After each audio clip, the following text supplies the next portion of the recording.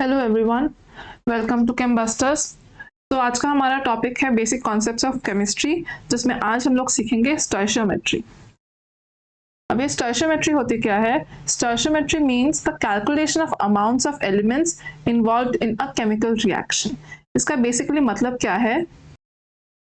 हमें पता है कि matter can not be created nor it can be destroyed. तो ये हमारा है law of conservation of mass, मतलब हम लोग मैटर को क्रिएट भी नहीं कर सकते या डिस्ट्रॉय भी नहीं कर सकते। It just transforms its form from one form to another. वो जस्ट अपना फॉर्म ट्रांसफॉर्म करता है एक से दूसरे तरफ। तो यहाँ पर क्या हो रहा है, अगर मैं कोई रिएक्शन लूँ तो स्टोइशियोमेट्री क्या बता रहा है कि किसी भी रिएक्शन में मेरे जो टोटल अमाउंट्स ऑफ मैटर होगा, टोटल मैटर होगा, वो हमारा कंजर्व रहेगा during the reaction, before the reaction, after the reaction. इसका मतलब क्या है? एक सिंपल से एग्जांपल लेते हैं। अगर मैं कंसिडर करूं ये H2 plus O2 forms water, ठीक है? ये मेरा सिंपल सा है फंडा वाटर फॉर्म करने का। लेकिन इस रिएक्शन में एक गड़बड़ है। ये गड़बड़ कहाँ है? अगर यहाँ पर मैं देखूं नंबर ऑफ रिएक्टेंट्स, यहाँ पर मेरे पास कितने एटम्स होंगे? यहाँ पर अगर मैं देखूं मेरे पास 2 एटम्स हैं हाइड्रोजन के, यहाँ पर 2 एटम्स हैं ऑक्सीजन के, यहाँ पर क्या होगा? 1 मॉलिक्यूल ऑफ वाटर जो बना है मेरे 2 atoms of hydrogen plus 1 atom of oxygen. तो मेरे पास यहाँ पर एक एटम कम है ऑक्सीजन का। मेरे पास रिएक्टेंट्स के में मेरे पास टोटल 4 एटम्स थे, टोटल 4 एटम्स थे। लेकिन यहाँ पर अगर मैं देखूं तो मेरे पास क्या है? सिर्फ 3 एटम्स है। तो मुझे क्या करना होगा? मुझे रिएक्शन को ऐसे लिखना होगा कि जिससे जो मेरे नंबर ऑफ रिएक्टेंट्स और नंबर ऑफ प्रोडक्ट्स है सेम हो जाए। तो अगर मैं यहाँ पर एक 2 यहाँ पर ऐड करूं, ठीक है? अगर यहाँ पर मैं एक 2 ऐड करूं और यहाँ पर अगर मैं 2 ऐड करूं तो मेरा क्या हो जाएगा? यहाँ पर नंबर ऑफ एटम्स कितने हो जाएंगे? यहाँ पर इंटू 2 हो जाएगा। तो फिर यहाँ पर मेरे नंबर ऑफ एटम्स बन जाएंगे 6। और यहाँ पर अगर मैं देखूं तो ये क्या है? यहाँ पर भी 4 atoms of hydrogen and 2 atoms of oxygen. तो यहाँ पर भी कितने आ रहे हैं? मेरे पास टोटल 6 एटम्स हैं। तो यहाँ पर भी मैटर जो है वो ट्रांसफॉर्म हो रहा है from hydrogen to oxygen to form water, लेकिन जो मेरे टोटल अमाउंट है, टोटल जो मेरा मास है, दैट इज कंजर्व्ड। तो यही है मेरी स्टोइशियोमेट्री, ठीक है? यही है मेरी स्टोइशियोमेट्री। यहाँ पर ये जो नंबर्स है, यहाँ पर 2 हो गया, यहाँ पर इसके सामने कोई नंबर नहीं है तो इसे हम लोग 1 कंसिडर करेंगे। ये जो सारे नंबर्स है इसे हम लोग कहते हैं स्टोइशियोमेट्रिक कोएफिशिएंट। ये है मेरे स्टोइशियोमेट्रिक कोएफिशिएंट।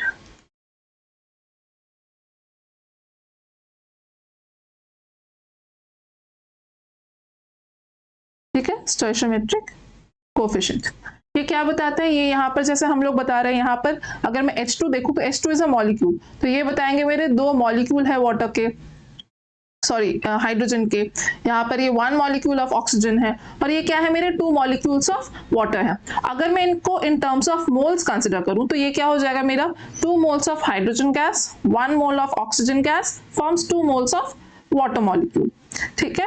तो ये बन जाएगा मेरे कितने हम लोग अमाउंट ले रहे हैं उसके बारे में भी ये स्टोइशियोमेट्रिक कोएफिशिएंट्स हमें बताते हैं। नेक्स्ट आते हैं हम लोग लिमिटिंग और एक्सेस रिएजेंट। ये कॉन्सेप्ट बहुत ही ज्यादा इंपॉर्टेंट कॉन्सेप्ट है और ये हमारा इससे बहुत सारे क्वेश्चंस बनते हैं जेई और नीट में। हर जगह आपको इससे क्वेश्चंस मिल जाएंगे, 2-3 क्वेश्चंस आपको आराम से मिल जाएंगे। बेसिक कॉन्सेप्ट्स अगर हम लोग देखें, ये क्या बताता है? ये बताता है कि अगर मैं कोई केमिकल रिएक्शन, ये सिंपल स्टोइशियोमेट्री का फॉर्मूला, स्टोइशियोमेट्री का बेसिक जो प्रिंसिपल है उसके ऊपर डिपेंडेंट है। ये बताते हैं क्या, अगर हम कोई केमिकल रिएक्शन देखें तो उसमें जो मेरा amount of product form, amount of product जो फॉर्म होगा वो किसके ऊपर डिपेंड करेगा? जो रिएक्टेंट मेरा लेसर अमाउंट में है। फॉर एग्जाम्पल अगर मैं इसे यहाँ पर इस रिएक्शन को कंसिडर करूं, अगर मैं पहले वाले रिएक्शन को ही कंसिडर करूं जो था मेरा H2 plus O2 forms H2O, ठीक है? इसको अगर मैं स्टोइशियोमेट्रिकली लिख दूं बैलेंस करके तो ये आ जाएगा ये, ठीक है? 2H2 plus O2 forms 2H2O। अगर हम इनके मोलर मासेस को देखें तो फिर इसका हो जाएगा यहाँ पर 4 और यहाँ पर क्या आ जाएगा 4 ग्राम पर मोल, ठीक है। H2 का मास होता है 2, तो यहाँ पर आ जाएगा 4 ग्राम पर मोल of H2 reacts with oxygen का मास होता है 16, सो यहाँ पर आ जाएगा मेरा 32 ग्राम पर मोल ऑफ ऑक्सीजन। ये कितना फॉर्म करा है यहाँ पर 18, वाटर का होता है एंड मोलर मास 18 इंटू 2, तो ये बना रहा है मेरे 36 ग्राम पर मोल ऑफ वाटर, ठीक है। ये मेरी आइडियल कंडीशन है। अब यहाँ पर अगर मैं कंसिडर करूँ कि अगर मैं सिर्फ लेती हूँ यहाँ पर 2 ग्राम्स ऑफ हाइड्रोजन गैस, मैंने सिर्फ 2 ग्राम ऑफ हाइड्रोजन गैस लिया है, तो फिर यहाँ पर मेरा कितना बनना चाहिए वाटर? यहाँ पे तो ऑब्वियसली 36 ग्राम्स नहीं बनेंगे, क्योंकि यहाँ पर मैंने क्या किया है, मेरे अमाउंट को मैंने हाफ कर दिया है, तो यहाँ पर अगर मैं देखूँ तो यहाँ पर मैं ऐसे इसको बता सकती हूँ। तो अगर हम लोग यहाँ देखें, लिमिटिंग रिएजेंट से कितना प्रोडक्ट फॉर्म होगा ये गाइड करता है। जस्ट इसको अगर हम लोग निकालना चाहें, this is basically a unitary method. तो अगर मैं इस वाले एग्जांपल को देखूं, यहाँ पर क्या हो रहा है, 4 ग्राम्स ऑफ वाटर, मतलब 2 मोल्स ऑफ हाइड्रोजन गैस बना रहे हैं मेरे 2 मोल्स ऑफ वाटर मॉलिक्यूल, ठीक है। या फिर अगर हम लोग इन टर्म्स ऑफ इनके मोलर मासेस में देखें तो क्या हो रहा है, 4 grams of hydrogen is making 36 grams of water. तो मुझे गिवन है 2 ग्राम्स ऑफ हाइड्रोजन गैस कितना बनाएगा। सो बेसिकली मैंने जस्ट सिंपल मैथ्स लगाई, तो यहाँ से मुझे कितना पता चला कि यहाँ पर 18 grams of water 2 gram of hydrogen gas बनाएंगे, ठीक है। अब ये मेरे पास कम है, ठीक है, 2 ग्राम्स ऑफ, क्योंकि मुझे चाहिए एक ऑक्सीजन का जो 1 mole of oxygen, it requires 4 grams of hydrogen gas, ठीक है, लेकिन मेरे पास सिर्फ 2 ग्राम्स है। तो फिर इसका मतलब ये हाइड्रोजन जो है, हाइड्रोजन गैस है, ये क्या बन गया मेरा लिमिटिंग रिएजेंट, ठीक है, क्योंकि ये जो है ये रिएक्शन को कंप्लीट नहीं होने दे रहा है ऑक्सीजन के साथ। तो इसका मतलब जो ऑक्सीजन होगा आफ्टर द रिएक्शन वो कुछ बच जाएगा, ठीक है। तो after the reaction there will be some amount of oxygen left. तो वो जो लेफ्ट ऑक्सीजन होगा उसे हम लोग क्या बोलेंगे, उसे हम लोग कहेंगे एक्सेस रिएजेंट, ठीक है। हमें हमेशा ये याद रखना है कि जो अमाउंट ऑफ प्रोडक्ट है it is guided by the amount of limiting reagent, ठीक है। The yield of product is always guided by the amount of limiting reagent present, ठीक है। बस एक सिंपल सी बात, और जो एक्सेस होगा उसे हम लोग कहेंगे एक्सेस reagent। अब आते हैं कुछ सिंपल कॉन्सेंट्रेशन टर्म्स के ऊपर। हम लोग कॉन्सेंट्रेशन को बहुत सारे फॉर्म्स में हम लोग एक्सप्रेस कर सकते हैं, ठीक है। फॉर एग्जांपल ये हो गया मेरा मास percent, in terms of mass percent. जब भी मास परसेंट का फॉर्मूला आएगा हमें हमेशा ये वाला साइन दिखेगा।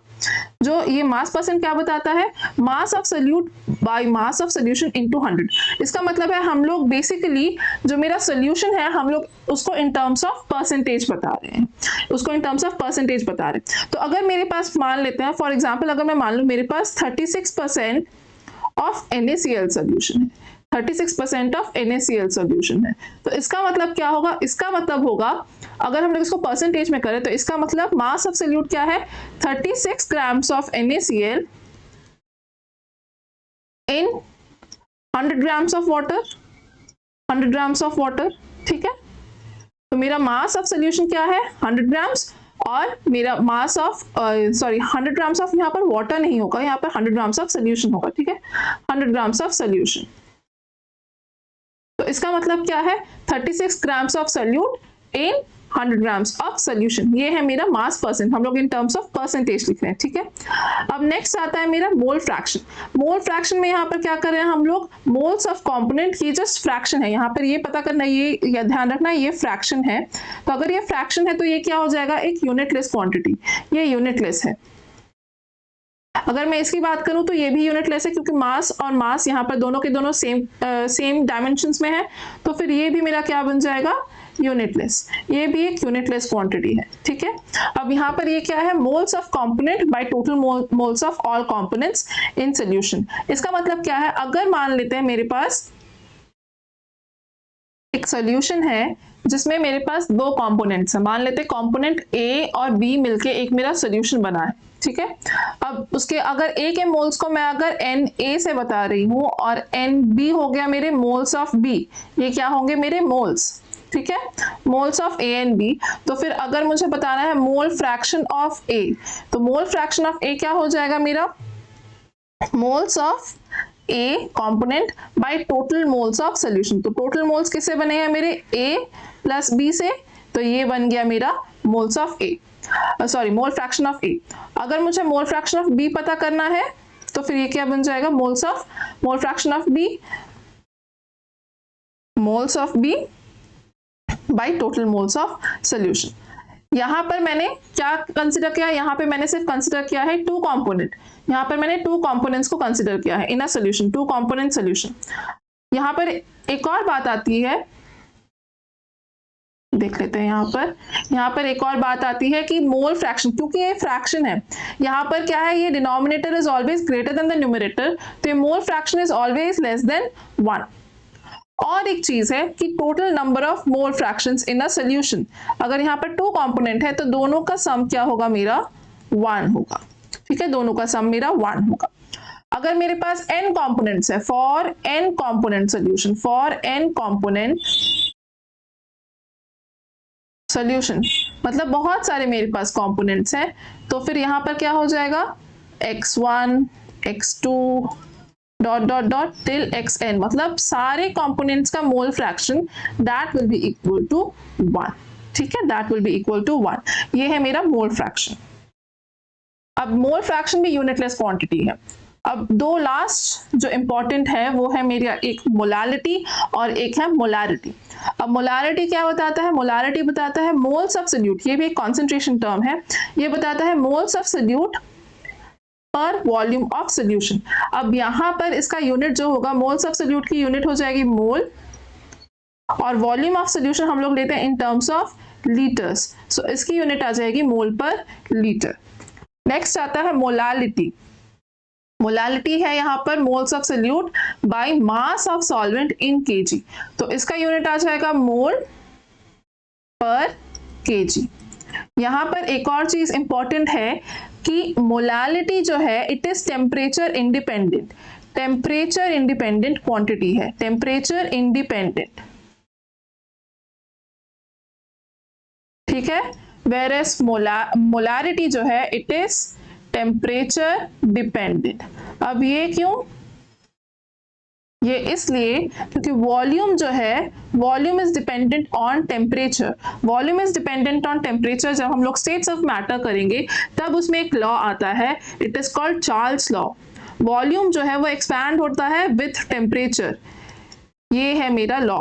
तो वॉल्यूम चेंज होता है विद टेम्परेचर, इसीलिए जो कॉन्सेंट्रेशन है इसको हम लोग एट हाई टेम्परेचर्स में या फिर टेम्परेचर चेंजेस जहां पर होते हैं उसमें हम लोग मोलारिटी नहीं यूज कर सकते, इसको हमें at constant temperature he use करना पड़ेगा। उससे ज्यादा कौन सा अच्छा होगा concentration term, that will B molality, क्योंकि मोलालिटी सिर्फ मास से डील करती है और mass is independent of temperature, ठीक है। अब आ जाते हैं हमारे क्वेश्चंस पर। फर्स्ट क्वेश्चन क्या है, the minimum amount of O2 consumed per gram of the reactant is for the reaction. अब यहाँ पर मेरे पास 4 अलग अलग रिएक्शन, ये थोड़ा सा बड़ा क्वेश्चन होगा, यहाँ पर मेरे पास 4 अलग अलग रिएक्शंस है, सारे के सारे रिएक्शंस मेरे बैलेंस्ड है। मुझे सिर्फ पता करना है कि पर ग्राम ऑफ रिएक्टेंट के लिए कितना ऑक्सीजन गैस कंज्यूम हुआ है, ठीक है। चलिए देख लेते हैं एक एक करके। तो अगर मैं यहाँ पर देखूं तो यहाँ पर मैंने क्या किया है, यहाँ पर मुझे सिर्फ रिएक्टेंट्स के अमाउंट्स चाहिए।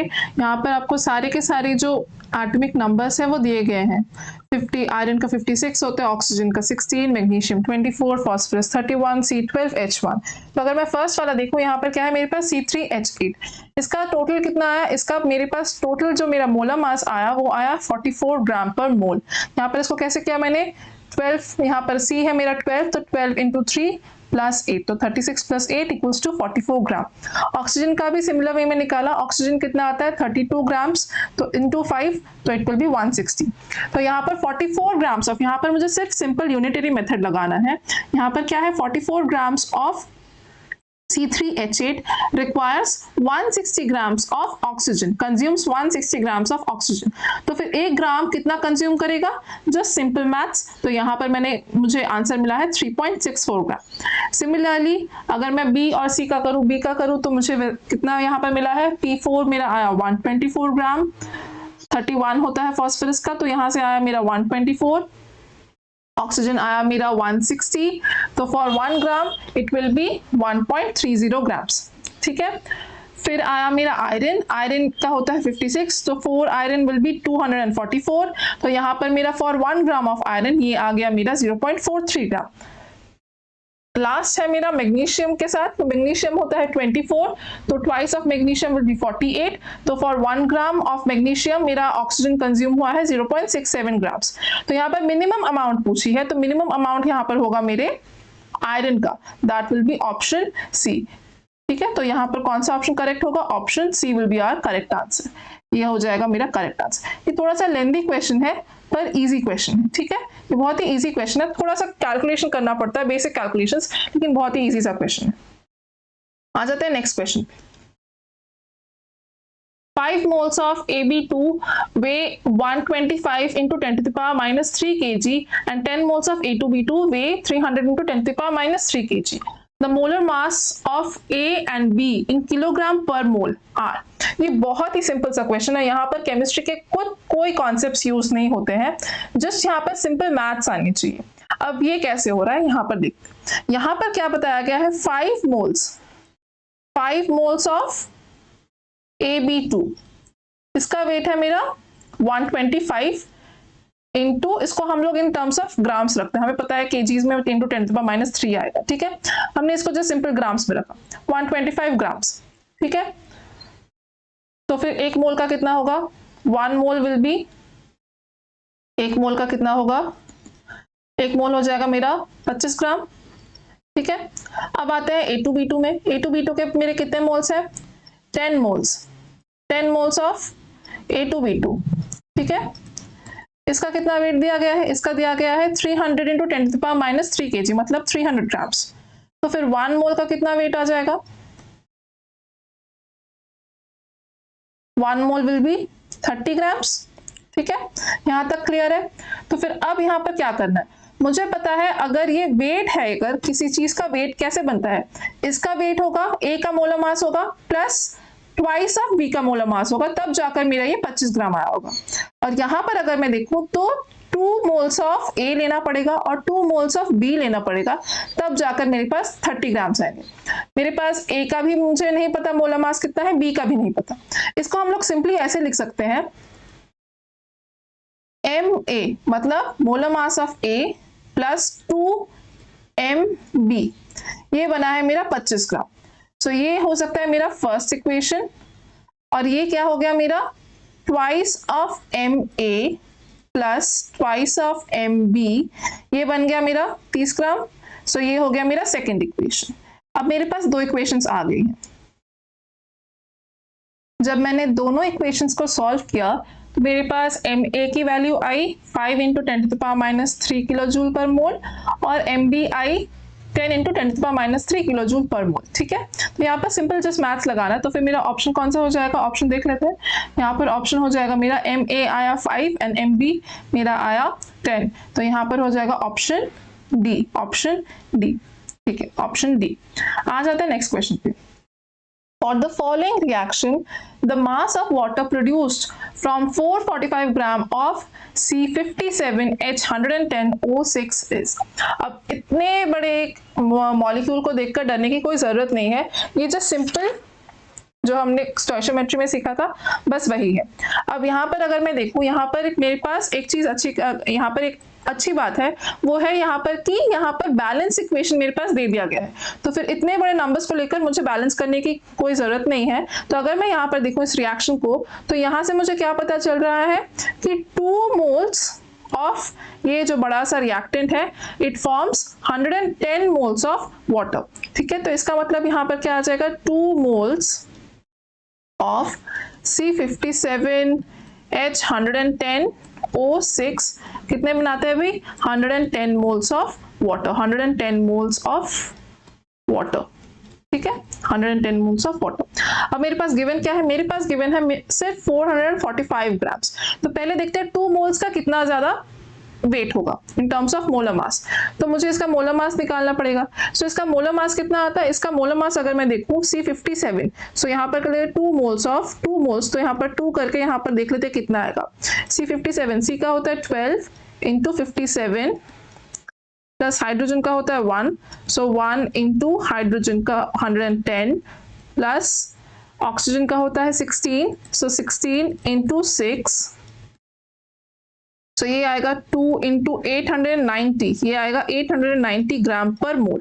ठीक है, तो इसका मतलब क्या हो रहा है, 890 मतलब ये आ रहा है मेरा 1780 ग्राम्स पर मोल। और पानी मुझे पता है पानी कितना होता है, वाटर का होता है 18, 2 प्लस 16 18, सो यहाँ पर इसका हो जाएगा 110 इंटू 18 ग्राम्स पर मोल। सो यहाँ पर टोटल वेट यहाँ पर कितना आ जाएगा, ये आ जाएगा मेरा 1980 ग्राम्स ऑफ वाटर। ठीक है, और यहाँ पर ये आ जाएगा 1780 ग्राम्स ऑफ दिस रिएक्टेंट। तो इसका मतलब अगर मैं देखूं, इसका मतलब 1780 ग्राम्स ऑफ C57H110O6 बनाता है मेरा 1980 ग्राम्स ऑफ वाटर। अब मेरे पास क्वेश्चन में गिवन है 445 ग्राम्स, तो अगर मेरे पास 445 ग्राम्स है तो हम लोग सिंपल सा यूनिटरी मेथड यूज करेंगे।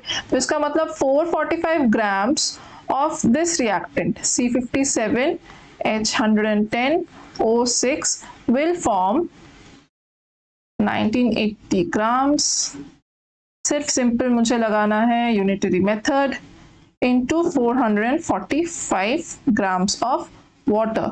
ये आ जाता है मेरा 495 ग्राम्स ऑफ वाटर।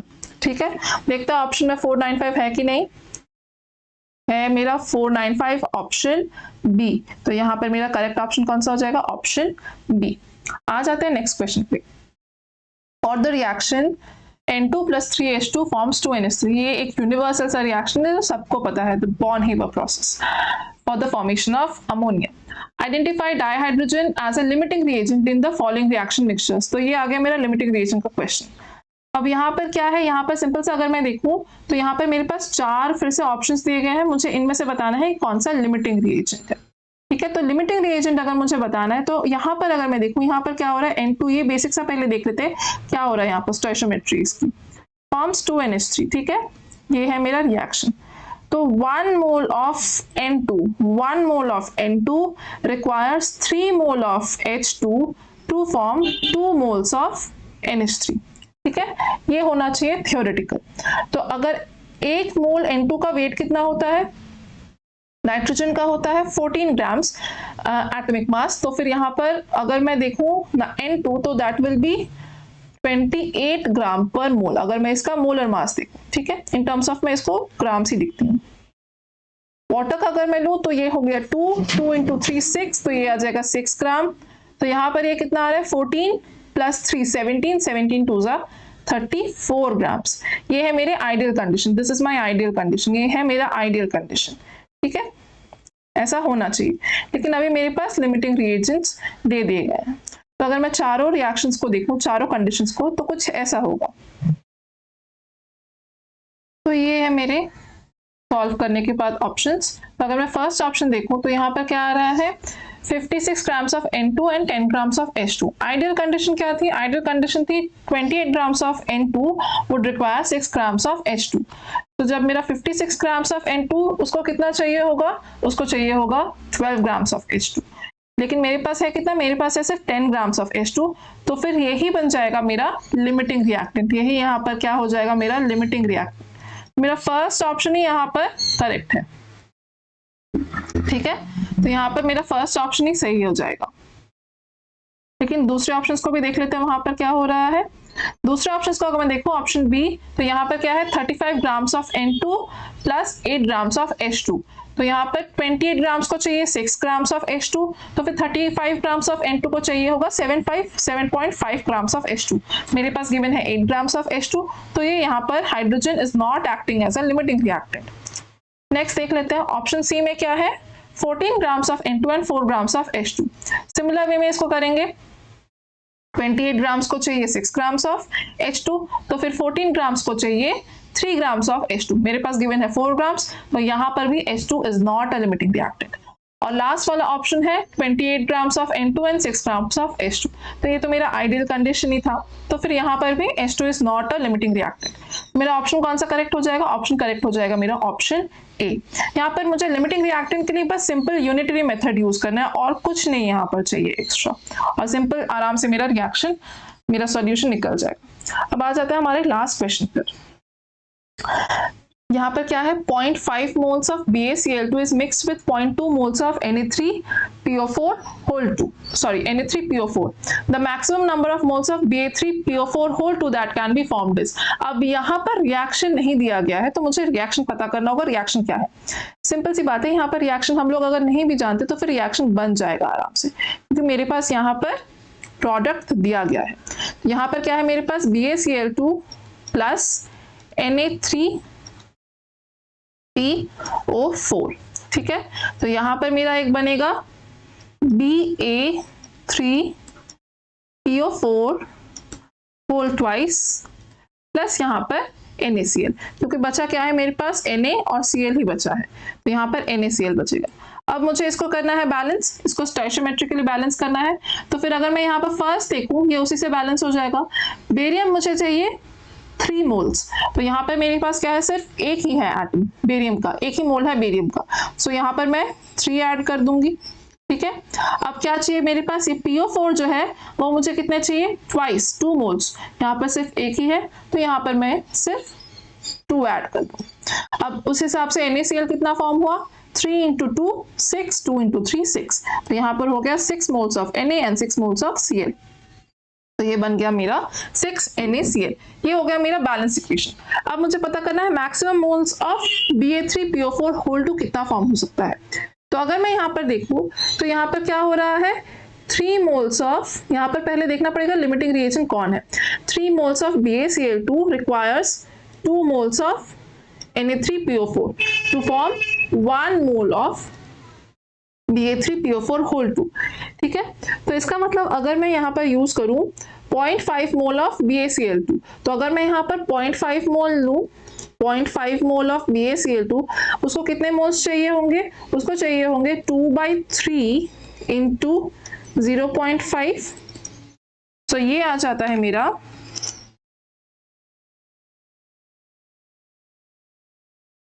0.3, तो ये आ जाता है मेरा 0.3 मोल्स ऑफ 3 मोल्स। लेकिन मेरे पास गिवन कितना है, मेरे पास गिवन है सिर्फ 0.20 मोल्स ऑफ Na3PO4। ये क्या है मेरा गिवन, सॉरी इसको गैस ये बन जाएगा, तो ये लिख देते हैं इसको गिवन, ठीक है। तो ये है मेरा Na3PO4, ये क्या है मेरा लिमिटिंग रिएजेंट, ये है मेरा लिमिटिंग रिएजेंट, ठीक है, लिमिटिंग रिएजेंट या लिमिटिंग रिएक्टेंट, ठीक है। तो यही गाइड करेगा कि मेरे पास कितने सारे मोल्स ऑफ Ba3PO4 बनेंगे। तो अब अगर मैं यहाँ पर देखूँ नेक्स्ट केस क्या हो रहा है, 2 मोल्स ऑफ Na3PO4, यहाँ पर अगर मैं ऐसे देखूँ, यहीं पर देख लेते हैं, 2 moles of Na3PO4 forms 1 mole of Ba3PO4 whole 2, 2 moles इससे बन रहे हैं मेरे 1 मोल ऑफ दिस प्रोडक्ट। तो मेरे पास 0.2 मोल है, 0.2 मोल से कितना बनेगा, फिर 0.2 मोल से फिर प्रोडक्ट बनेगा मेरा 1/2 × 0.2, तो ये बन जाएगा मेरा 0.1 मोल। तो ये कौन सा है, ये है मेरा ऑप्शन डी, ठीक है, ये है मेरा ऑप्शन डी। सो आज के लिए बस इतना ही रखते हैं। If you like this video, do like, share and subscribe. Thank you so much.